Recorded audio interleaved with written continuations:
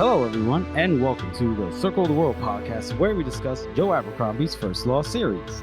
I am one of your hosts, Lord Chamberlain Jeffrey, and here are my co-hosts, Arch-Lector George, and Harrison, the Adeptus Historical. As you know, it's that time of the cycle where we divert from covering the books, and for this episode, we interview HummingBirdButcher, aka Jose, from the Reddit. So let's get started. and from the Spotify comments. Don't forget that. Infamously, the man. I like how we know him as the man from the Spotify comments, not necessarily the mass murderer of hummingbirds. Like that is our priorities are just all over the place here at the. To be fair, a butcher doesn't necessarily mean he's the one killing them. Yes, it could be a hummingbird that is a butcher. You know? I think that's even worse. Was he just like accepting all these hummingbird carcasses and just butchering them with no questions asked? No, not necessarily. But yeah, we'll get to that. We will get to that because first, as you know, folks, we got to thank you for your support. We really do appreciate it. The Reddit community has been pretty fun, as well as our Discord server. I'll get into that in a little bit, but as you know, we will continuously show our gratitude and our thanks just for your support, your free support. Thank you. Charge, no money required support. Love it. So, Jose, you first came across our desk when we noticed a young lad leaving comments galore on our Spotify, right? Oh, I didn't realize I was. Yeah. Go ahead. To be fair, I think you're like overrepresented. You're like 25% of all of the Spotify comments.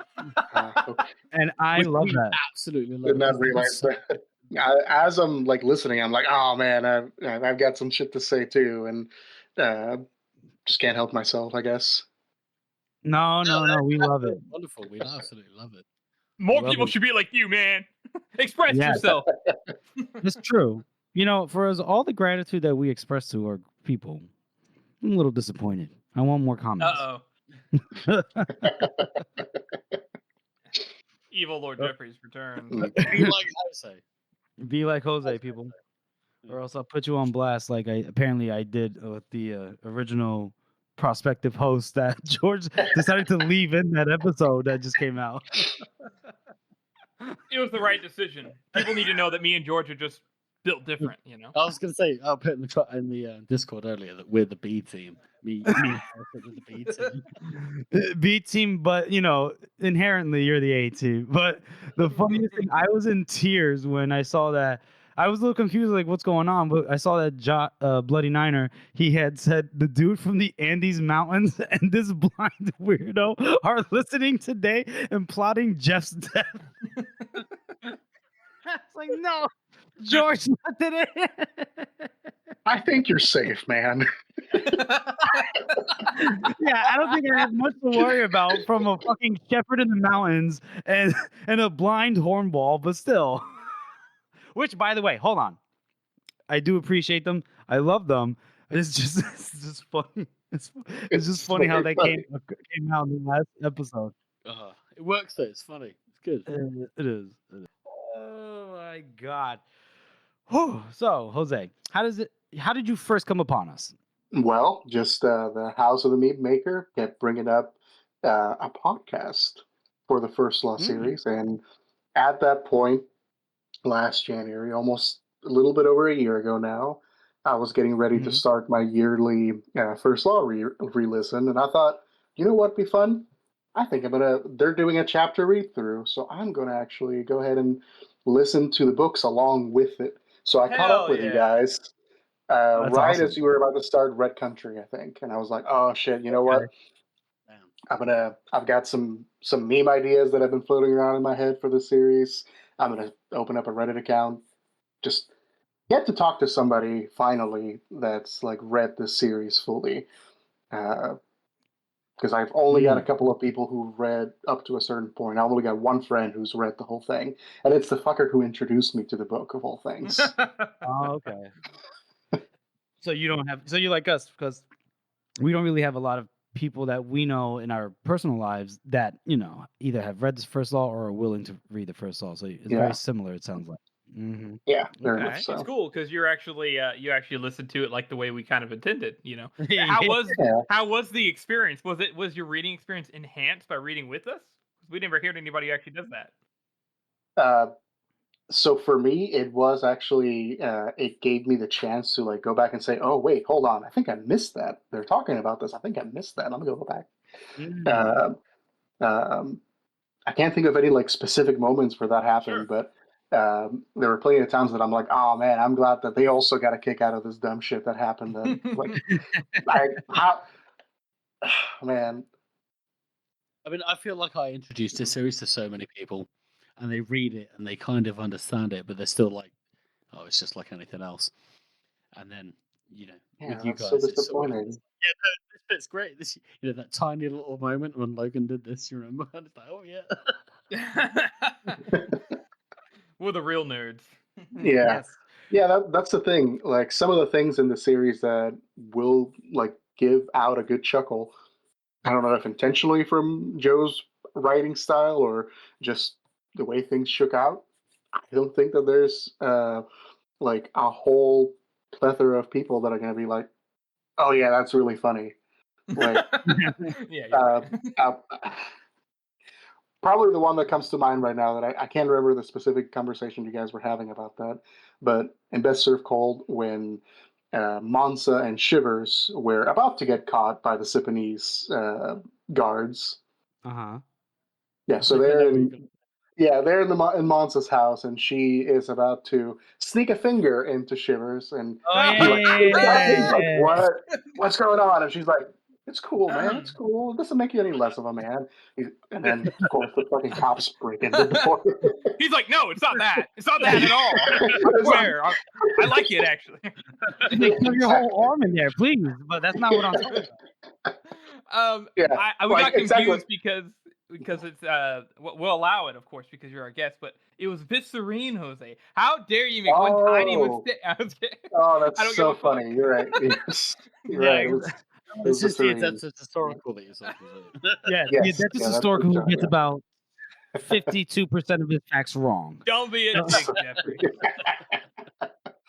But anyways, as you were saying, yes, you talking about fingering, yeah. Yeah, exactly. And how there's not that many people in our lives that we can actually like you say, read this book, it's really funny, and expect them to actually find it funny. I had my father-in-law start to read the book series. He's like, "Yeah, it's good. I really enjoy it." I'm like, "Did you think this part was funny?" He's like, "Yeah." I'm like, what? I was like, what did you like? Yeah, exactly. Yeah. He's just humoring his son-in-law. Yeah. That's what it comes down to. So, Jose, Hummingbird Butcher, did you, when you said you followed along, right? Did you do the chapters first and then the episodes, or the other way around? The other way around, actually. So I listened to, Okay. I listened to the book, and then I was like, "Ooh, I can't wait to see what the guys have to say about this." Okay. Man. And then that's what made me a few times go, "Oh man, you know what? I want to go back and listen to that chapter." Yeah. But I will say I have been a cheapskate, and I've been getting the audiobooks from my library. So I had to kind of just like be very quick about it, about just like finishing the book and like catching up with the podcast episodes from that book coverage that you guys did. And I ended up buying Red Country. Oh, nice. And during my first read through of the Age of Madness series, I only had access to Little Hatred, and then I had to get books 2 and 3 on my own, which two of the best books in the series, just overall. We're about to get there. Yeah, I know. I'm excited for that. Did I? By the way, no shame on using the library for anybody. We love to support Joe. Yeah, exactly. That's cool that you got to buy Red Country, but like, no shame, man. That's awesome that you use your library. Libraries need to be supported more, so that's great. Oh yeah, the Circle of the World podcast supports libraries. Yeah, they're there for you. Official position.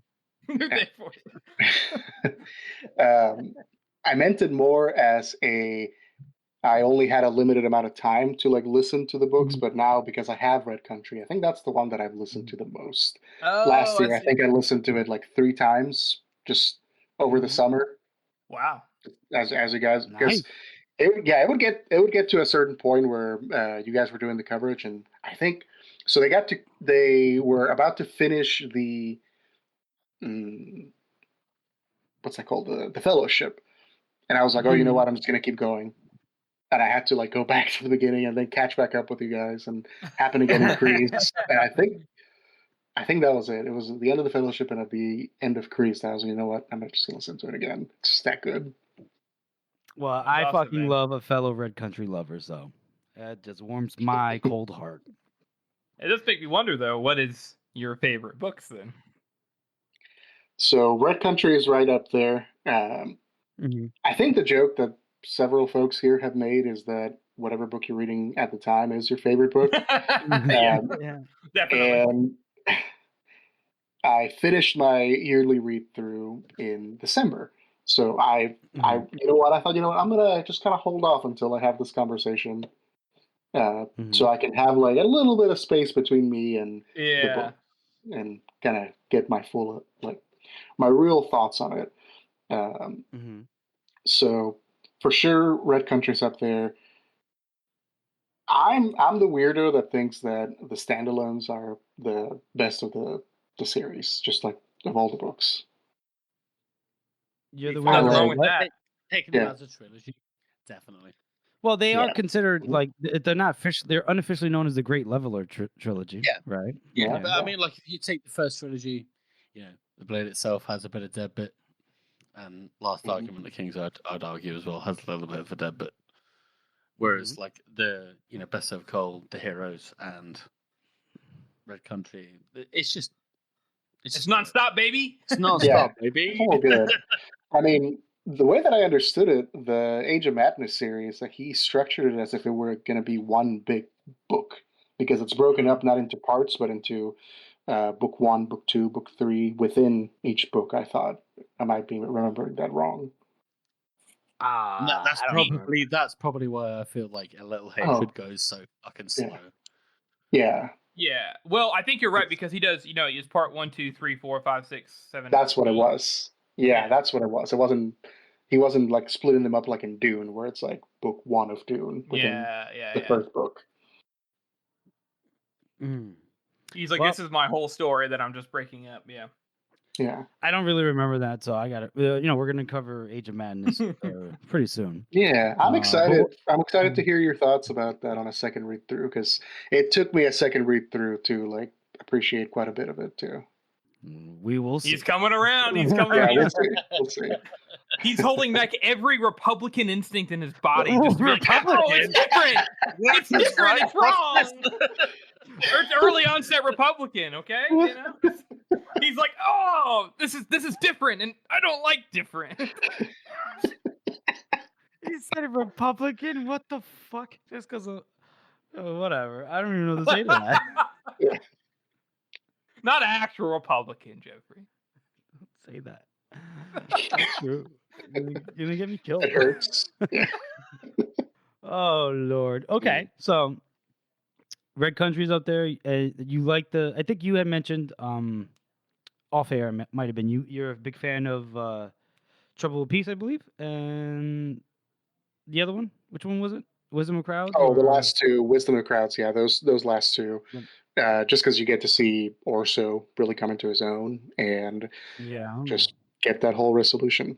I did have that story that I wanted to tell about my first time listening to that series, Absolutely. Go for it. that last trilogy. Um, so we have this character who is going through, suddenly being thrust in what he thought the highest position of power in the land. All of a sudden to find out, oh wait, I can't actually do shit, and then just reverting to his like self-pitying, uh, well, I'm just gonna call it that, self-pitying bullshit that he was like really living through for Yeah. himself. Just getting to see him through all of that in A Trouble with Peace through that confrontation with Leo at Staffenbeck was great. But knowing that there was a third book coming and knowing the way that Abercrombie writes, I was fucking sure that Orso was going to hang himself. I went to bed with tears in my eyes that night, thinking, "My boy, no, please don't. Like you are a good thing for this for the Union. Don't do it. It's not your fault. You're well, not his You're fault. a good man. Yeah, exactly. So I, of course, immediately bought Wisdom of Crowds to finish it because I just had to know. And how did you feel about it at the end? I cried some more. But yeah, it made sense as far as an Abercrombie story, and for his writing style, which I absolutely love. I don't know if I've said this out loud, but this is probably my favorite series that I've ever read. Me too, man. Me too. Yeah, it's always stuck with me in a way that other series don't. You know, there's just something there's that little golden quality that you can't really explain. You know. Yeah. I think it probably has to do with the way that the tension is handled, because you know right away that it's not like your typical fantasy story. So the big tension is, what the fuck is going to happen? There are all these promises that we're expecting because of what we expect fantasy to look like. Yeah. Sometimes we don't expect it to be realistic. Sometimes we don't expect it to be a real gut punch. And honestly, it just feels like when reading his books, you're just like, okay, waiting for that next blow to come. Right. Yeah. That's true. The tension is fantastic all the time in Joe Abercrombie books. It's just, even when you don't realize it, I mean, there's sometimes where there's a conversation, and by the time the conversation ends, there's some tension release that you didn't even realize was building. Yeah. And it's not until like further read-throughs that you're like, oh shit, it's coming, and like you're like expecting it now, but like you don't necessarily see the writing in the wall because it's not super flashy, but it's still there. It's still oh god, no, like I think the entire fandom knew that Orso was going to die. Like everybody talked about it. You know, I'm not sure if you were reading Reddit at the time or on Reddit, but like everybody online was talking about how like pretty sure Orso's going to die. Some people thought he was going to kill himself. Some people thought he was going to get killed. I don't think anybody quite expected him to basically become a prisoner, and then despite everything, despite being put back down in the same way his father was to a degree too, like put in his place, right? That he still at the end he didn't lose that part of himself. At the end, he died the better man, and that's just such a special moment for just Joe Abercrombie. And like, I haven't read anybody else that could write a moment and a character like that. Yeah. After this kind of story. Yeah, man. I'm excited to hear you guys talk about that. We're excited to go over it, man. Jeff may not be, but we are. We're excited, but at the same time, it's like, oh my god, there's only 3 books left. What are we going to do? Oh my god. You got The Devils, which, funny enough, he's not here, but The Devils was the first Joe Abercrombie book that I got to like read upon release. So, Nice. Yeah. How do you like The Devils? I loved it. Absolutely fucking loved it. I thought it was good. I feel like the fight scene's a little bit, a little bit drawn out, but apart from that, I think everything else is really good. Really good. It is, and I get what people are saying about it. Oh, it was written for a movie. What's wrong with that? It's entertaining. I know people are saying that. That's wild to me. That's because one, Joe Abercrombie always has written like it's a movie. It's one of the reasons why he does scenes so well, because he writes scenes specifically like they're a movie, and it's very engaging. He's a screenwriter. He's a screenplay writer, right? That's what he does. He was a screenwriter before he wrote for and an editor. So, I think he was an editor too, which means that he's like, I'm not going to put any of this shit that would offend me as an editor. Yeah. Yeah, he's got the experience to create these really, like you said, very tense moments without even realizing it. And so for them to say like, "Oh, it's like a movie." Yeah, he didn't specifically write it to be a movie. It's just so good that you picture it as a movie. Exactly. On speaking of the Devils, Jeff, have you read the Devils yet? No. I told you. No. I done told you after I finished Malazan or Malazan, however people like to pronounce Malazan. Molasses, yeah. Molasses. That's what it feels like to read through it. it. Yeah, Oh. the molasses. I'm just a Dust of Dreams and the Crippled God away, and I'm done. And then I read the Awesome. Devils, and then then I'm reading kids' books after that or something. I'm fucking tired of this dense shit. Go ahead. I'm sorry. No, I was going to say the way that I got introduced to the First Law was through a book club right around the COVID lockdowns. The restaurant that I worked at, our head bartender was really missing interacting with people, was really missing his regulars that he could talk shit with about books and stuff. And he said to us few that were still working there, "You guys want to just like hang out around a fire and talk about books? Like pick up a book and like discuss it every once in a while?" And I was like, "Fuck yeah, let's do that." Yeah. It's called Books You and had your Booze, own and Jeff? just about. But it was actually so we get together a few times a year, up to like 6 times, depending on the length of the books. We read it. We all show up and we talk about it. All of us get a soft 7-8 minutes to talk about it, have some conversations about it, drink some booze, and the blade itself was book number 8 in that series. Okay. So, yeah. Did they read the whole series together, or? No, we just because the purpose of the book club was to introduce all of us to a good variety of things. The expectation is just read the first book, and if it's for you, keep reading it. That's how we started reading stuff like the Stormlight Archive, the Robin Hobb books. Which, if you guys haven't read Robin Hobb, I've heard. I have the Assassin's Apprentice. I got to start that too. I would put a few children's books between you and that before you start reading it, because it's really sad, man. You know what?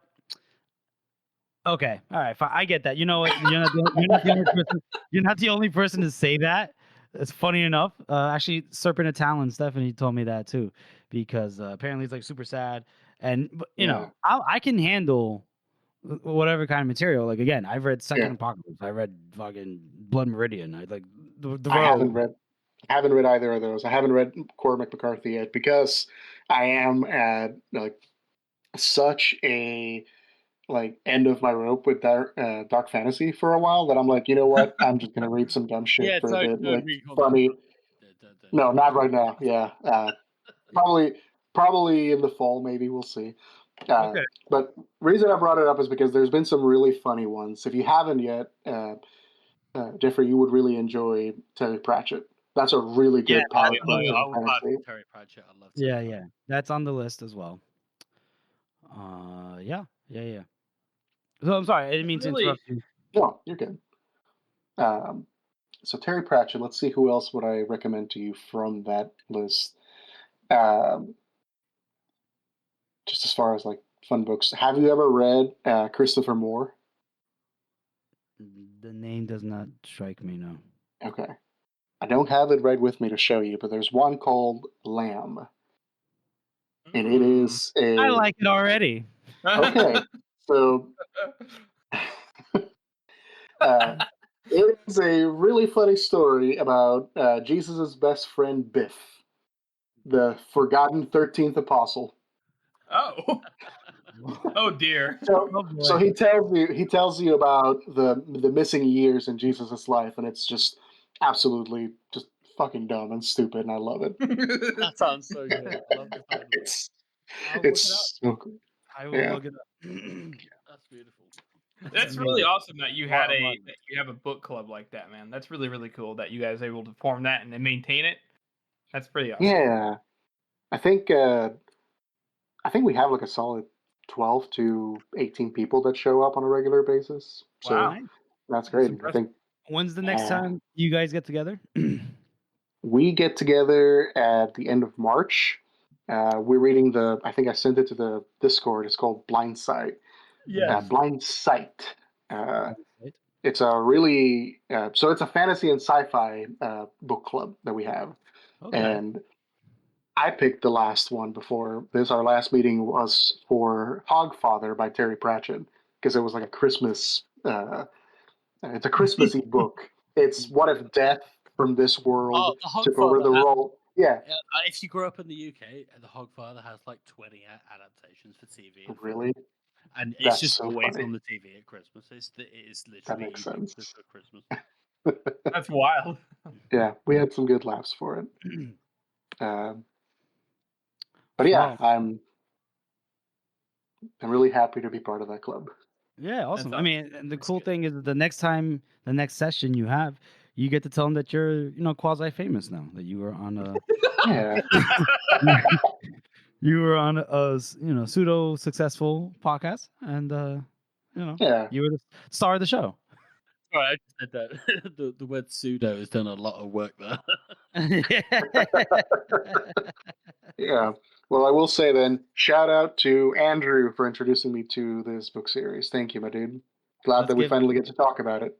Let's give Andrew Hell a round yeah. of applause. Yeah. Yes, he has converted one of the many uneducated.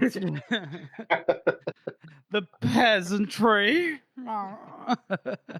So, Hummingbird Butcher, why don't you tell us a little bit about some of your favorite characters? And I think we should start off with one that was mentioned in last week's episode with the Gnat. And it seems like he's a common, held in common regard, a high regard by, The community. pretty much the community. Sorry, I'm having like a bit of I might have an aneurysm live on camera, folks.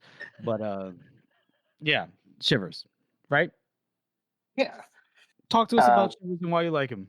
I mean, I think Shivers just tells the story of the North, really, for the majority of that series.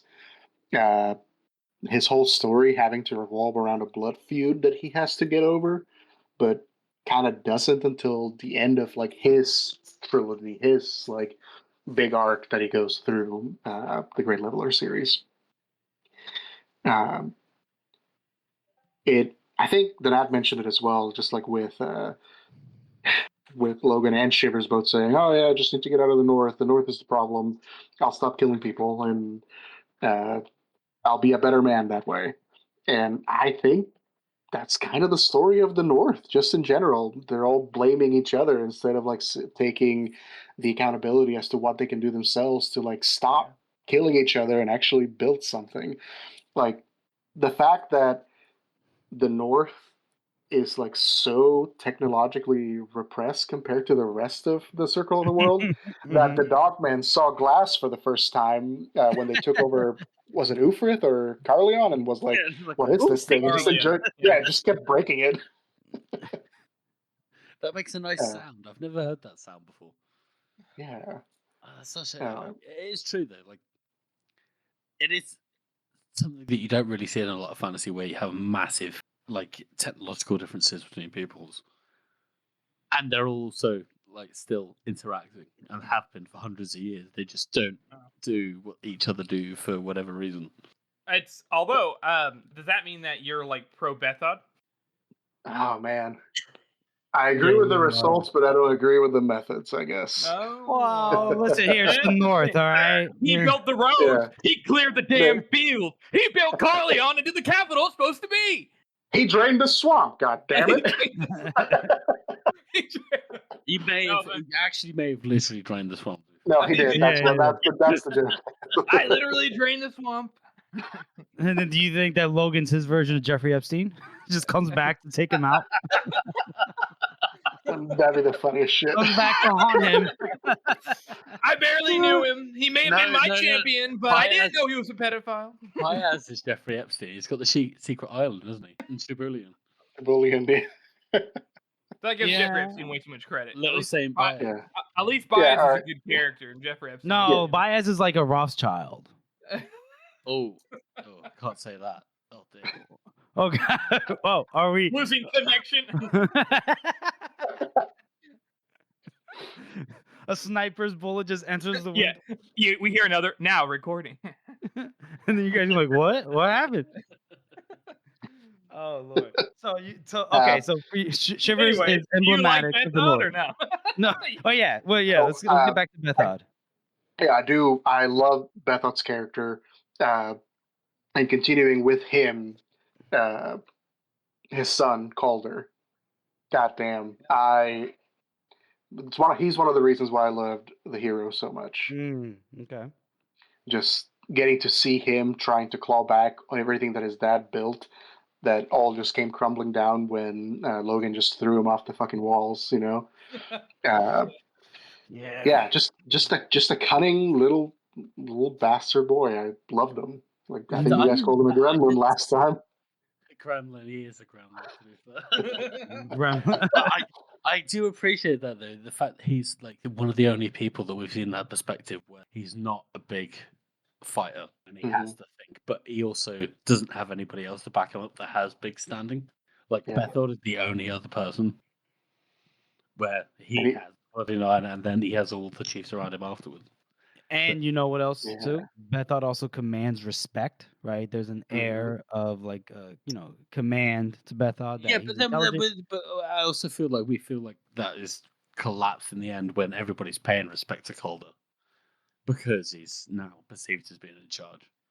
So is that respect for Bethod even genuine in the first place? That is true. That makes me or was it all fear for the Bloody Nine in the first place? No. Well, I think I might push back on you, George, just because we know that from the heroes in the that scene he had with Baez, that like Stranger Come Fucking and a couple of other people in the North were under the pay of Baez anyway. So I feel like there might have been like an engineered. So that might come after though. Yeah, but I feel like the idea was like there's going to be an engineered shift towards Calder, right? Yeah. What and I say when people talk shit about Bethod now, how they talk shit about him, right? In the original trilogy, you look at Calder, people speak about him, they think he's a weasel. He's like a slimy, conniving little dirtbag. Whereas, when people talk about Bethod, they're just like, oh, he's just if they talk negatively about him, it's because he wants more, right? He's a conqueror, but they don't think he's sniveling. He's not like a weasel. He's cunning, but he's not. You know what I'm saying? Like that's why like Calder and Scale are two sides of Bethod, and they're both like going in the wrong direction, and at least growing up, if I could say. Yes. Yeah. I would say Bethod. If Baez was more prepared and intertwined with Bethod, other than those 3 help things he got, they wouldn't have had the whole interaction at their library where he was like, Bethod, you're my bitch. And he said, no, I'm not. I'm getting charged. You need to bend the knee to me. And Baez was not expecting that. That was unexpected for him. He had to deal with that. That was a problem. That was annoying. And then on top of that, Baez ruled without the Bloody Nine. Bethod ruled without the Bloody Nine for at least 5 years without much issue. In fact, he finished conquering the North without the Bloody Nine. Probably through military conflict. And I do think I agree with you, Jeffrey. Whenever Bethod walks in the room, he goes, I'm the boss, I'm the king. Everybody knows it. When Calder walks into the room, he has to convince everybody that he's the king. Exactly. All right, so we're going to just take a second to divert to one of our usual segments, which is our best meme of the week. Georgie boy, that's you. Take it away. So this week we have Blazer Boy 123, which is, I don't know what to say about that name. It's just that is a it is what name it I've is. never heard one. It's a Gen Z name, if we ever heard one from a Gen Z right there, straight from the source. And it's the old the old guy in the car pulling the face from that anime that I don't know the name of. And it's me when Forley the Weakest goes to warn the Bethod about the Shanker, and then me when Forley comes back.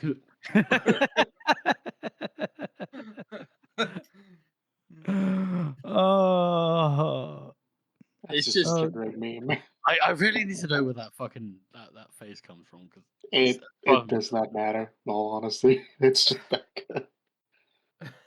And I like how he's Um, even said low effort, but I need to get it off my chest. I feel like those are the best kinds of memes. When somebody's like, Yeah. "This is gonna be bad," it's always good. There's two kinds of memes that Yeah. are like, oh my god, this is amazing. Well, three kinds. One is like the perfect, like there's so much subtext in one image. The next one is the kind of meme that is like so simple, but because it's so simple, it's hilarious. And the last one is one that's so overly complicated, it loses its meaning and thus becomes memeable in of itself. Yeah, it's so funny that way. Memeception. Memeception. Yeah. Well, I enjoy this meme because I enjoy Forley the Weakest. Unlike a certain Adeptus Historical. He's weak. Deserve to die. And you call me a goddamn, what did you call me? A crazy feudal capitalist, whatever the fuck. Look at you, Mr. Darwinism over here. Not you, George. I'm talking about Harrison. Forley was clearly a liberal. That's why he deserved to die. Oh my god. I have to cut that one out. So yeah, thank you very much for that, Later Boy 123, for that meme. Thank you very much. We appreciate it. And I like the comments below that meme too, where they're like, it's the most human when blacked out. It's the most human that blacked out gets, obviously, when it comes to Forley. Besides, obviously, speaking at the funeral of Told Duru. Yeah, no, every other scene that Black Dao is in, apart from this one, is probably more.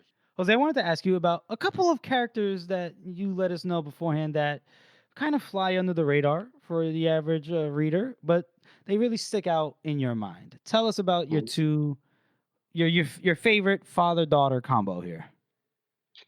Oh, it's the craziest Hillman of them all. Both of them mad as a bag of owls, apparently.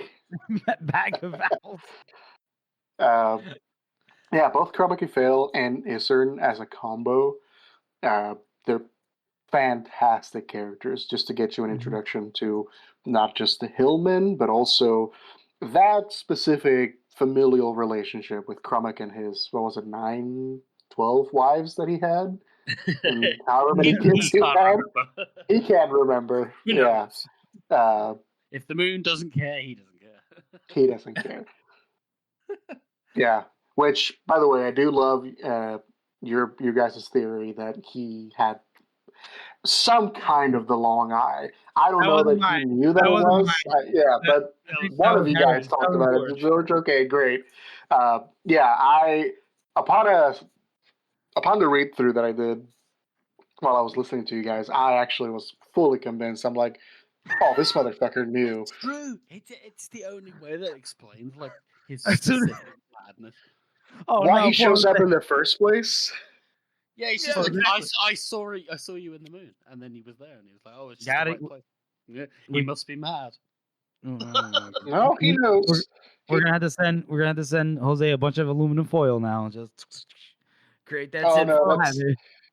No, that's the thing with this series. Like the way that Joe writes, he leaves so much up for interpretation that it's fucking like all these opportunities for us that love this kind of stuff, like conjecture and connecting the dots that he doesn't put on he puts on the table, but he doesn't like connect them for us. Right, I think right. it's great.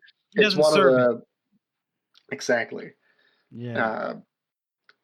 I like that. So I enjoy the fact as well that when asked about like lore stuff, we'll just be like, "What do you think?" He's gonna be like, "I don't know.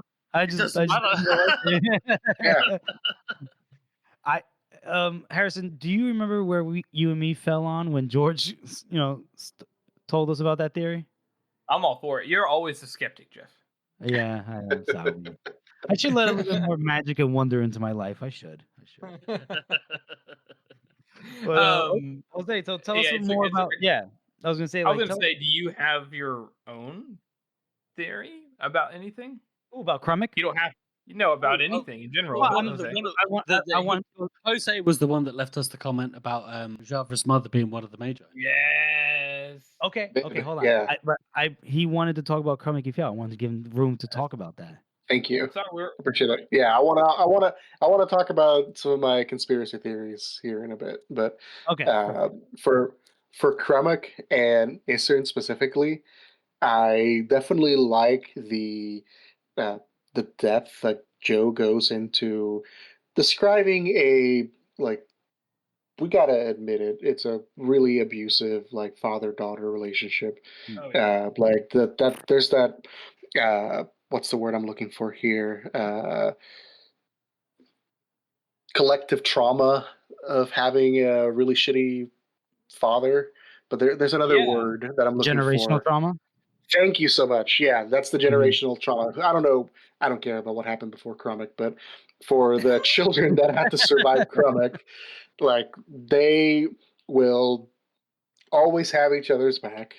They will always laugh about how shitty their father was and how even still they loved and respected him for the things that they taught him. Yeah. Which for anybody that has had to survive a relationship like that with a parent, I imagine they may have seen themselves seen a little bit in that. Yep. And they probably and the Speaking of that, I feel like you say that, but it also means that Isan came out as quite as well as she probably could have. 'Cause she's Absolutely. especially considering her and her brother witnessed the Bloody Nine cleave the brother in Yeah. two. Yeah. she's actually quite nice if you think about it. She is. She is. She's super Yikes! Yikes! How do you think Crummick went out? Because obviously there's that time period between the original trilogy and then Age of Madness.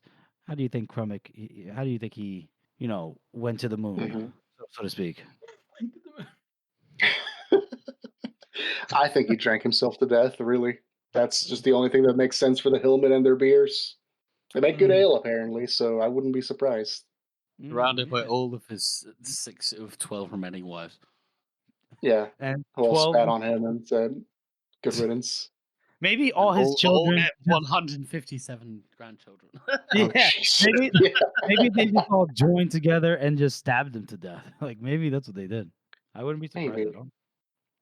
Yeah, that could definitely well be it. I mean, nobody speaks about how it happened, but uh, nobody says a specific reason why they don't talk about it. So that's why I'm led to believe that it's like something mundane, like the dog man died in his sleep, basically. So Okay. Okay. Yeah, I'm that makes imagining that it's something along those lines. okay. Now, whether or not Aesern killed another one of her siblings, that's another story. I don't know if that's a possibility because we don't hear about the rest of them. I reckon that's just like, the fact of life, and Crumb could just turn around and be like, yep, well done, you're the winner. Yep. You just went up one in my estimation, in the moon's estimation, sorry. And what was your name again? Well, I'm going to Yeah. call you 6. I Here's the hammer. simultaneously. Yeah, you're now the man of the house. I'm a woman. And he loved you the best of all.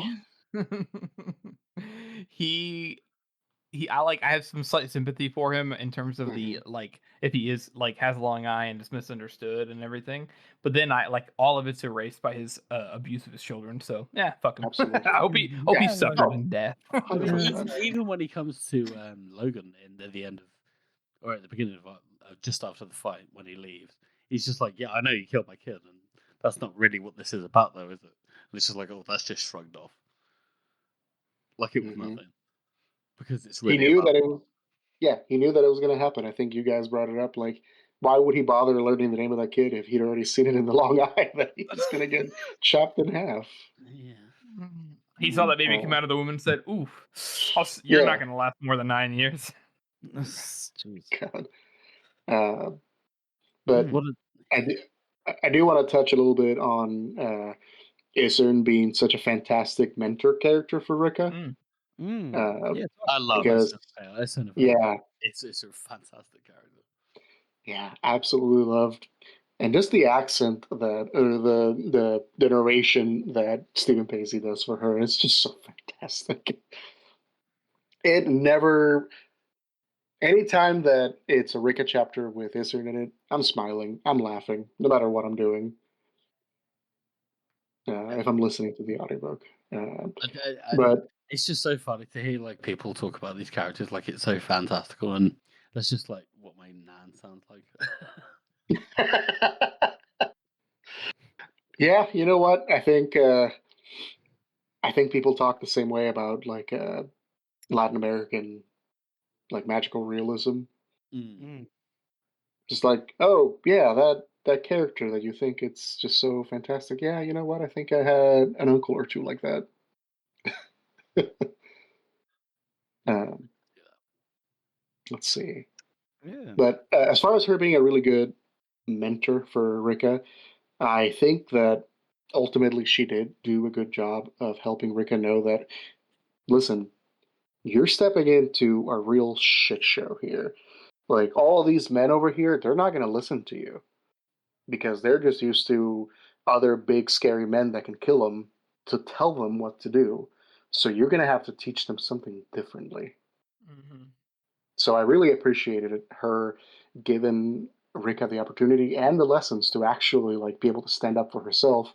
And I don't think that she had the long eye in any shape, way, or form, but I think that she understood enough of it to say, okay, you know what? I think that witch up there with the golden wire, she has a point. It's more important that you know what to do with what you see, or what you let I other like people that know we that you don't can see. really even get to see that either, because we don't really get to see what Issen says before or after that about what happened up in the hills. Yeah. She just kind of is there for her when she needs her, because she knows the long eye, and she's talking about all these dreams going up to the hills. It's just like, accept it, because this is what you got to do. Mm-hmm. And I like that. I really think Issen is a good character because she kind of ties the two trilogies together. She does. Yeah. Yeah. Even though she's literally has maybe 2 lines in the original trilogy, but Yeah, if that. But again, Story of the North, that's one of the things that I like about the series so much is that you do see the age go by, like things advance, and you get to see characters grow. And I think that's something you guys touched on a little bit on the last episode or the episode before, where it's like, what happens with characters? Do they change? They grow. That's, I think all of them had growth, both in the positive and the negative, and ultimately they just kind of show who they are.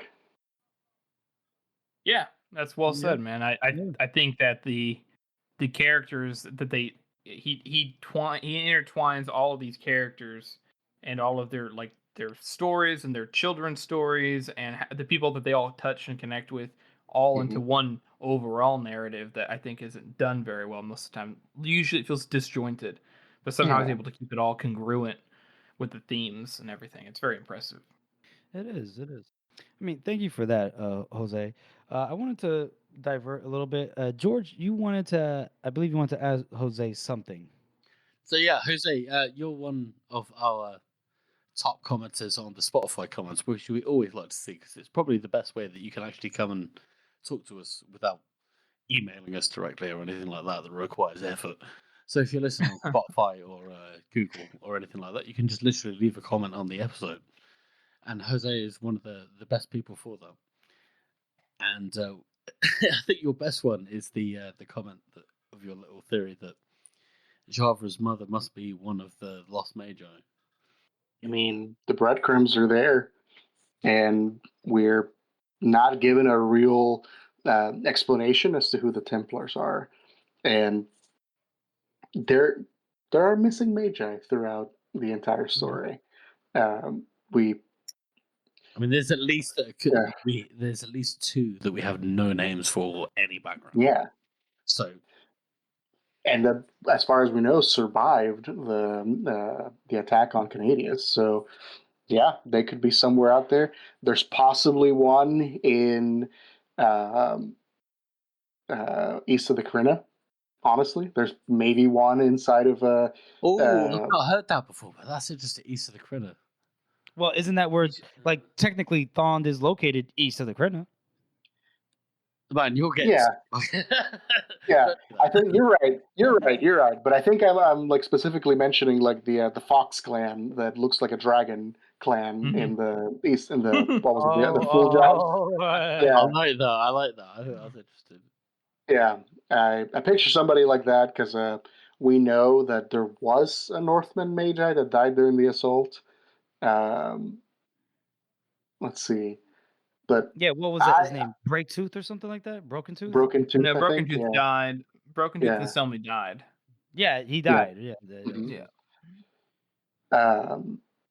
But with that, I would imagine if you are a disciple of Jubin's that said, you know what, fuck this, I don't want anything to do with this fight between Khalul and Baez, I would have just fucked off to the middle of nowhere. Like, there might be somebody in the high places. Uh, there's so many different places that a ex magi might hide that doesn't want anything to do with it. But I imagine if there is somebody with the knowledge, the power, the art to do something to, keep Baez and Khalul out of a certain part of the world, it might be somebody like the Templars that have these magical weapons and giant Amazonian women that will just kill you as soon as look at you. Yeah, that's a good point. I mean, it really is something I don't think any of us thought of. It's like there's some other players out there. Some of them obviously don't want to be involved, but that person does seem like she's kind of involved. She knows what's going on. So. Yeah. I would love it if the Joffrey chapters actually ended up having, a full lore reason. Impact, yeah, that'd be so cool. That would be Yeah, you had a response to my thought of what the package for that whole shenanigans in Sapani was. Um, I might agree with you a little bit more because of the dimensions of the package you're describing. Because Baez just keeps the key around his neck. But it'd be a bit more. I definitely have a foot long, maybe a bit more, maybe a bit less. Just like foot long, probably about this much. That's way above average. I don't think that's right.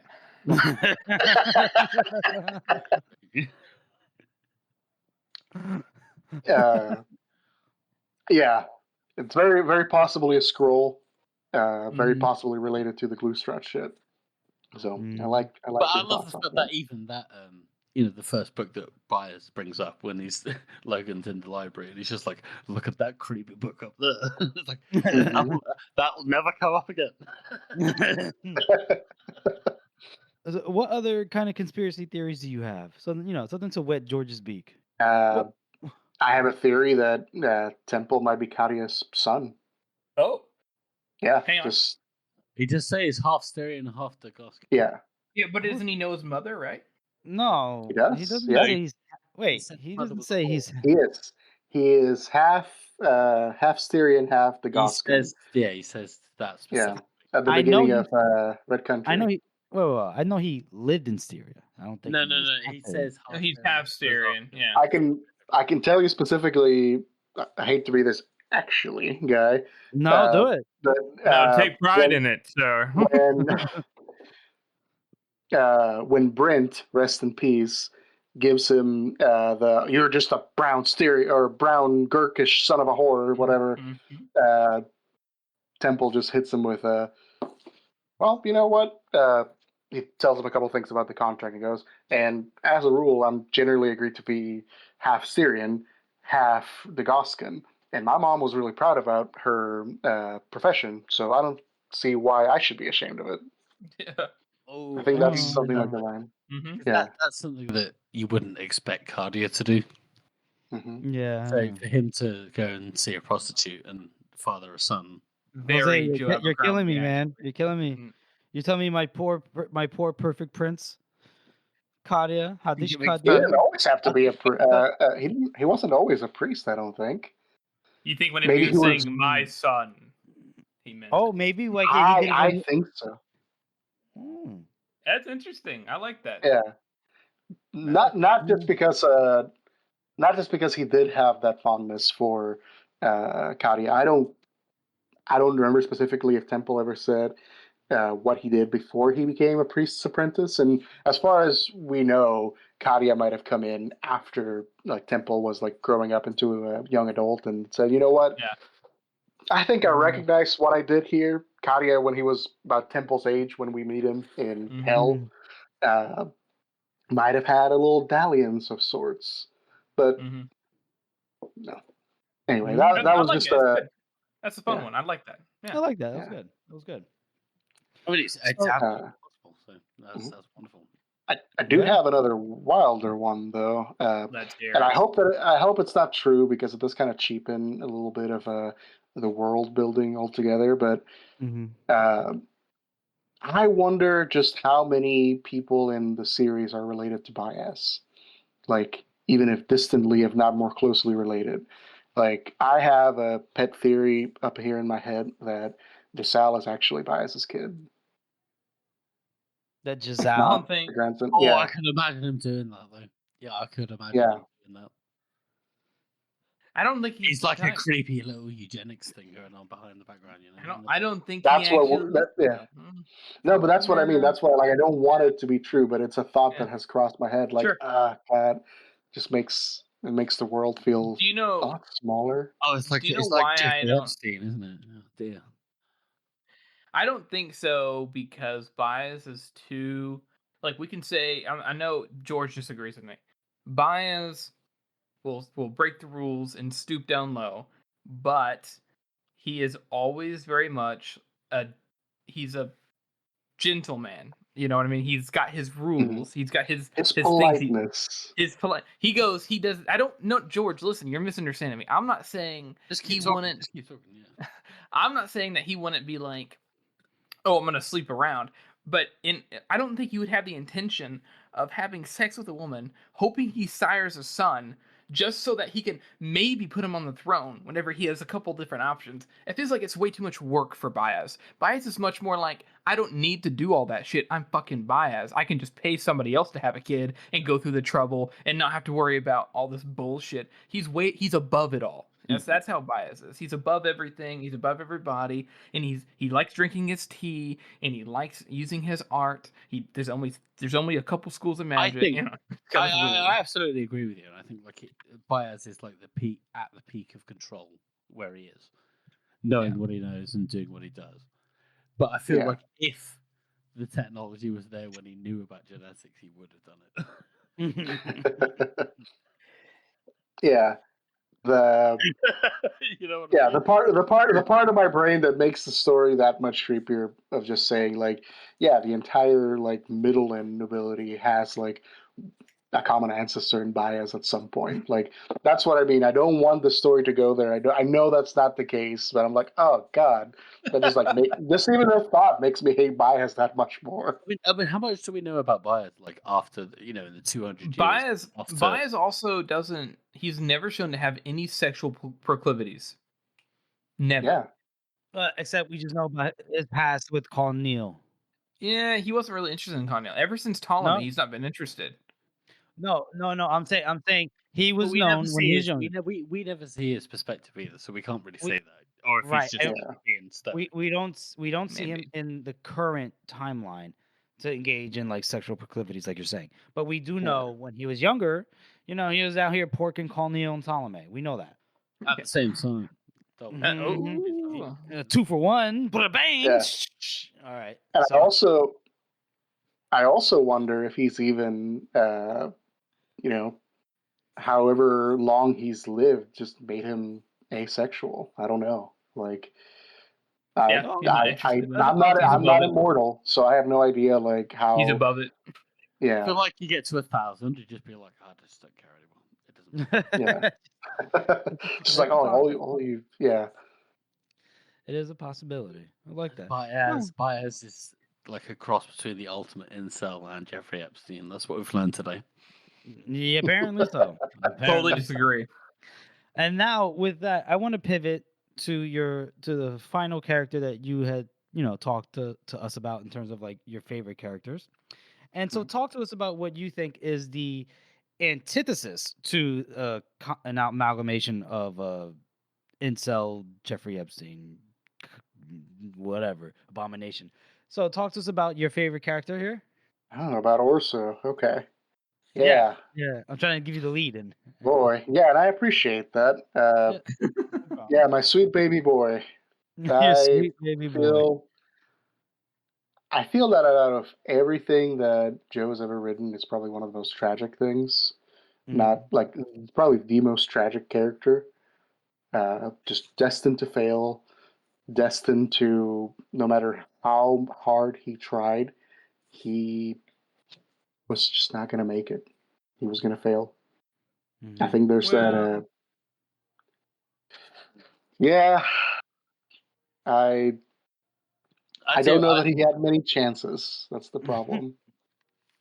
Yeah, well, I feel like I don't know. Have you listened to our last episode, the one that just came out today?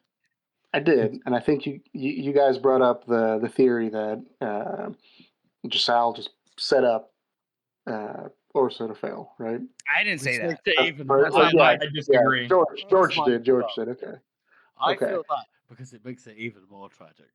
Because otherwise, you can sympathize with the guy up to a point when he's given him that much power, and maybe he wouldn't have the opportunities, but he could fight for it up until the age of 27. And he's like, well, maybe now I'll start to fight for it,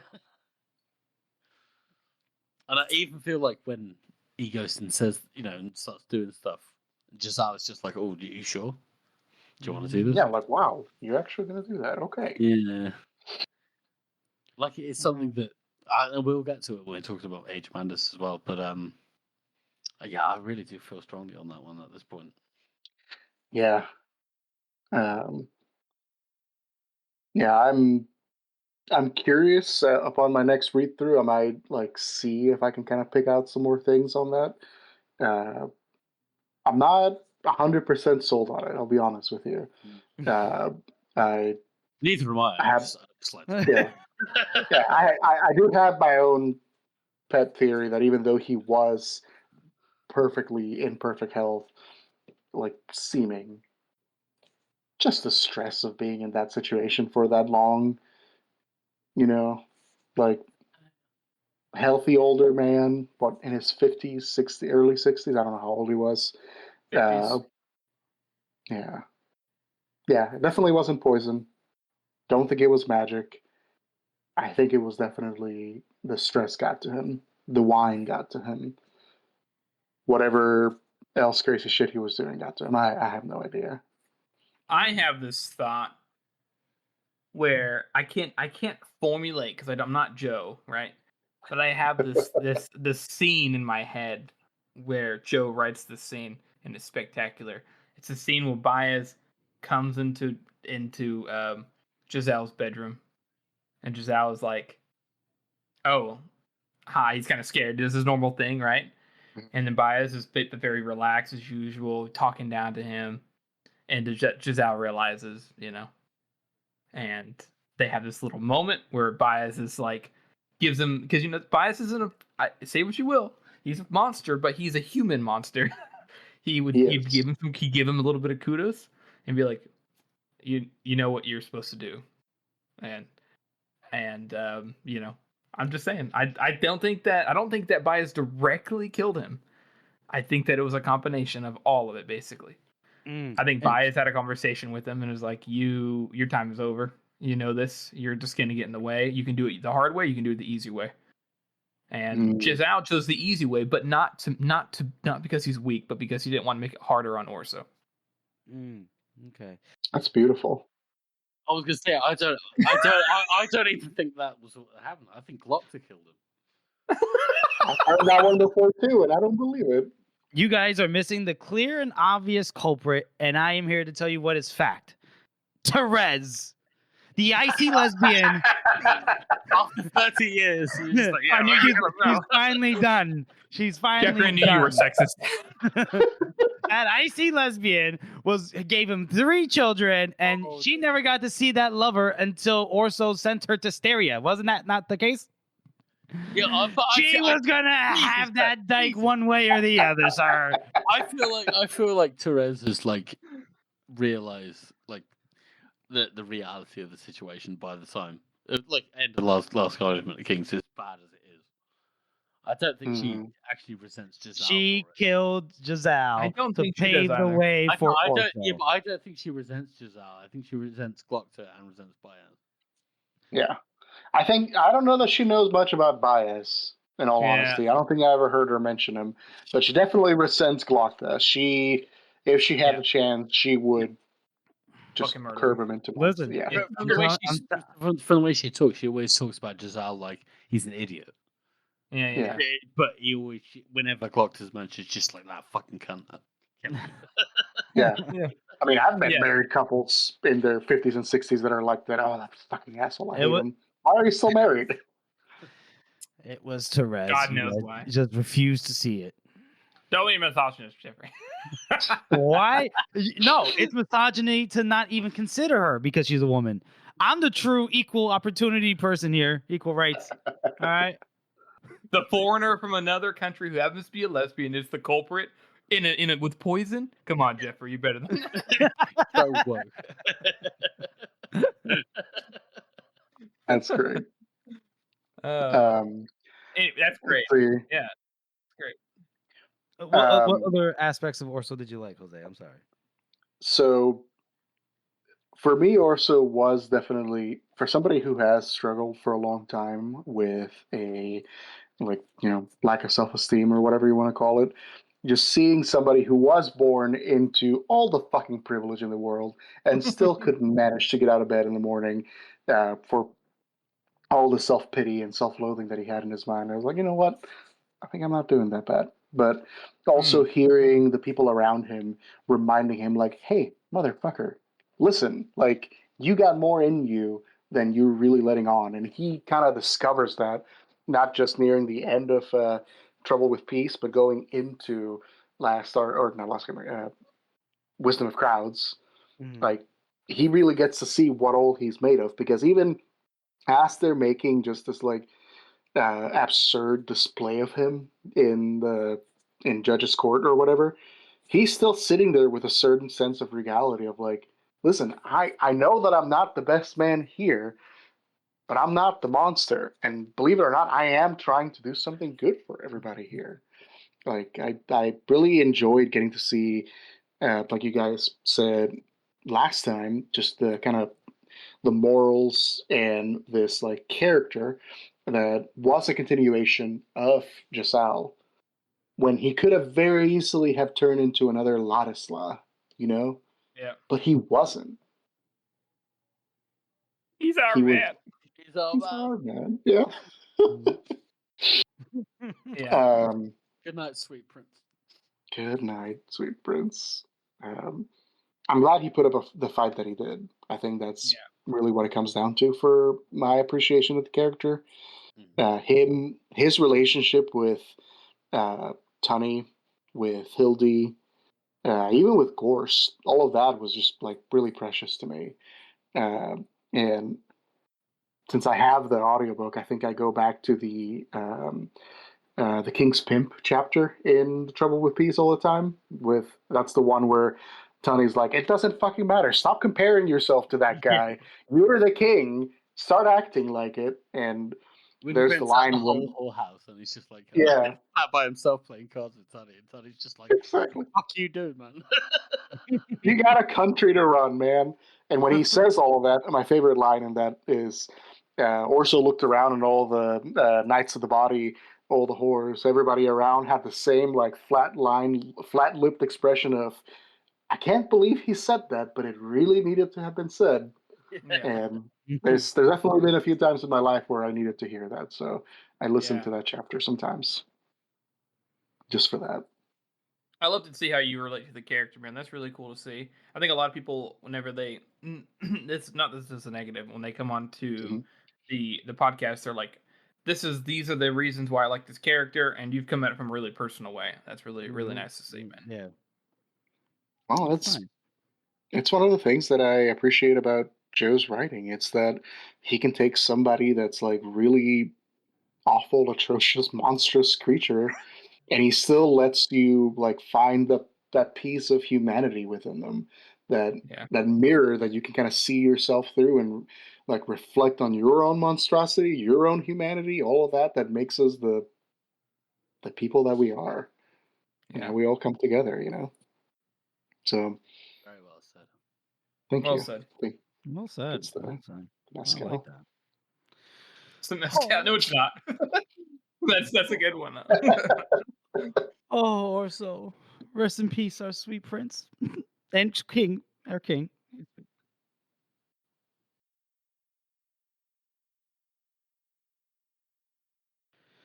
That's our show, everyone. We want to thank you all for listening and supporting this podcast. As you know, this is a passion project for the three of us, and your support means oh so much. Join us next week as we start the Age of Madness with blessings and curses and where the fight's hottest. And make sure you follow us on all of the social media or shoot us an email at circledoorpodcast@gmail.com. And if you haven't already, please subscribe to our podcast on Apple Podcasts, Spotify, YouTube, or wherever you get your podcasts from. And please make sure to rate and review us.